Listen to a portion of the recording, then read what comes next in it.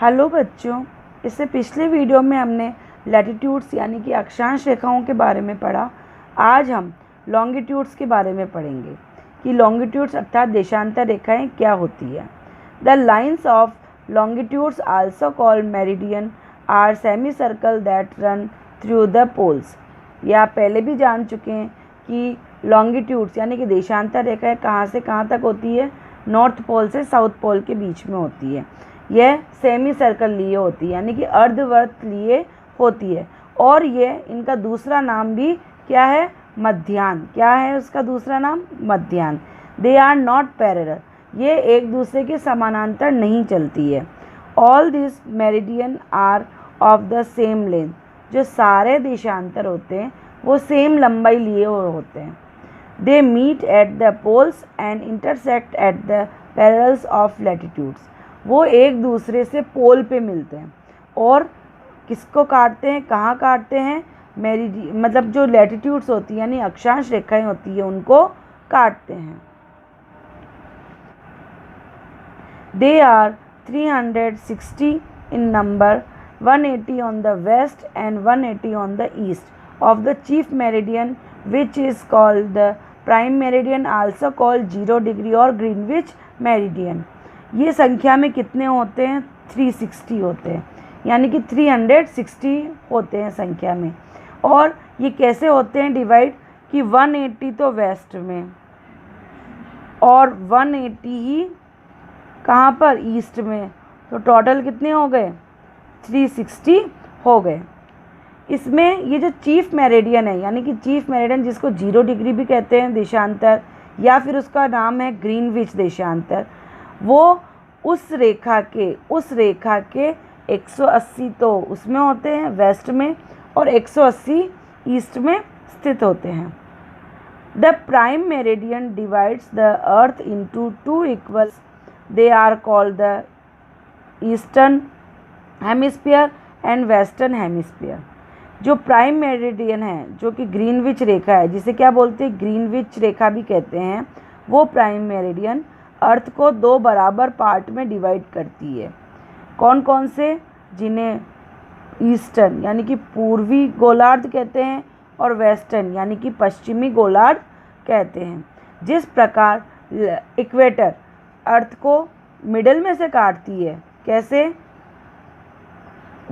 Side west से east दिशा की ओर middle से काटती है, उसे इक्वेटर कहते हैं। और जो रेखा नॉर्थ से साउथ के बीच में अर्थ को 2 इक्वल भागों में बांटती है, उसे ग्रीनविच मेरिडियन यानी ग्रीनविच रेखा कहते हैं। The distance between the lines of longitudes is maximum at the equator and goes on decrease as they approach to पोल।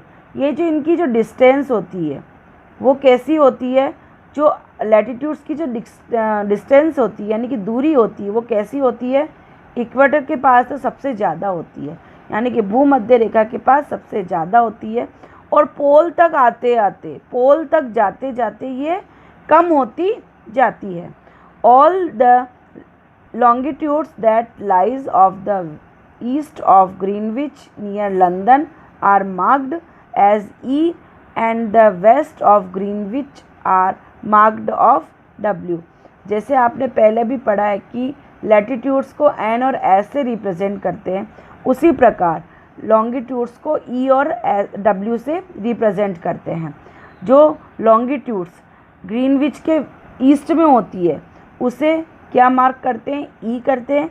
और जो ग्रीनविच के वेस्ट में रिप्रेजेंट होती है यानी मार्क्ड होती है उसे क्या करते हैं, W से रिप्रेजेंट करते हैं। The prime meridian is use to calculate the international standard time. जो प्राइम नंबर है, प्राइम मेरिडियन यानी कि जो ग्रीनविच रेखा है वो इंटरनेशनल स्टैंडर्ड टाइम को कैलकुलेट करती है।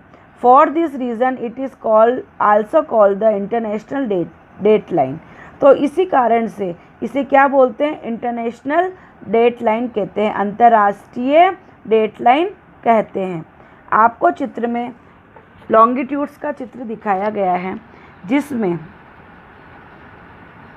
ये लॉन्गिट्यूड्स कहाँ से कहाँ के बीच में खींचे जाते हैं, नॉर्थ पोल से साउथ पोल्स के यानी दोनों पोल्स के बीच में खींचे जाते हैं।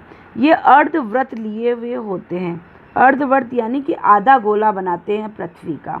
इसके बाद इसका जो मिडिल की जो लाइन होती है, मिडिल की जो मेरिडियन होती है उसे ग्रीनविच कहते हैं, जिसे 0 डिग्री भी कहते हैं।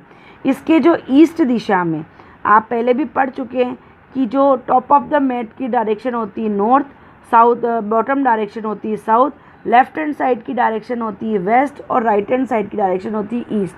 तो इस प्राइम 0 डिग्री जो लॉन्गिट्यूड्स होती है उसके वेस्ट दिशा में यानी राइट हैंड साइड की दिशा में वेस्ट, उसको W के नाम से रिप्रेजेंट करते हैं, यानी कि वेस्ट के नाम से पूर्व पश्चिमी गोलार्ध के नाम से रिप्रेजेंट करते हैं।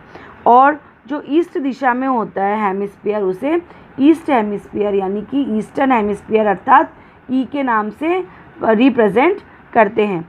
ये रेखाएं एक दूसरे को कहाँ काटती है? एक दूसरे को पोल्स पे काटती है। ये रेखाएं के बीच की दूरी लॉन्गिट्यूड्स या लैटिट्यूड्स के बीच में इनकी ज़्यादा होती है इन रेखाओं की, और पोल तक आते आते इनकी जो डिस्टेंस है वो क्या होती जाती है? कम होती जाती है। इसके अलावा हमने पढ़ा कि जो 0 डिग्री जो लॉन्गिट्यूड्स है उसे क्या बोलते हैं? ग्रीनविच मेरिडियन भी कहते हैं, जिसे इंटरनेशनल डेट लाइन भी कहते हैं। इसके बाद हम ग्रीड्स के बारे में पढ़ेंगे कि ग्रीड क्या होता है। The latitudes and longitudes together help the locate different place on the earth. जो लैटिट्यूड है, देशांतर रेखाएं और अक्षांश रेखाएं, ये दोनों साथ मिलकर क्या करते हैं? एक डिफरेंट प्लेस को बताते हैं। मतलब कि कोई प्लेस अगर किसी को जानना होता है तो वो क्या करता है? लैटिट्यूड्स और लॉन्गिट्यूड्स, अक्षांश रेखाएं और देशांतर रेखाओं के बारे में जानकर फिर उस लोकेशन को बताता है कि वो जगह इस लोकेशन पे इस अक्षांश रेखा पर है और इस देशांतर रेखा पर स्थित है। When they intersect each other a grid is form. जब वो एक दूसरे को काटती है, यानी कि जब अक्षांश रेखाएं देशांतर रेखाओं को काटती है तो वो क्या बनाती है? एक जाल बनाती है। ग्रिड यानी कि एक जाल नुमा बनाती है। If we know the grid of any place, it can be located easily on a globe or a map. जब हमें कोई चीज़ जाननी होती, किसी जगह के बारे में जाननी होती है तो हमें उसकी अक्षांश रेखाएं और देशांतर रेखाओं के बारे में जानकारी चाहिए, तो हम उस चीज़ को ग्लोब या मैप के ऊपर जान सकते हैं कि वो चीज़ कहाँ है। जैसे आपको ये ग्रिड के बारे में बताया गया है कि ये क्या होता है। अक्षांश रेखाएं और देशांतर रेखाओं का एक जालनुमा स्ट्रक्चर होता है, उसे क्या बोलते हैं? ग्रिड कहते हैं। इनके माध्यम से हम किसी भी जगह को अक्षांश रेखाओं और देशांतर रेखाओं के बारे में जान सकते हैं। तो आज के इस टॉपिक से हमारा फर्स्ट लेसन कंप्लीट होता है। इस लेसन में हमने लैटिट्यूड्स के बारे में पढ़ा, लॉन्गिट्यूड्स के बारे में पढ़ा, ओशियंस और कॉन्टिनेंट्स के बारे में पढ़ा, अर्थ के बारे में पढ़ा, इक्वेटर के बारे में पढ़ा और पोल्स के बारे में पढ़ा।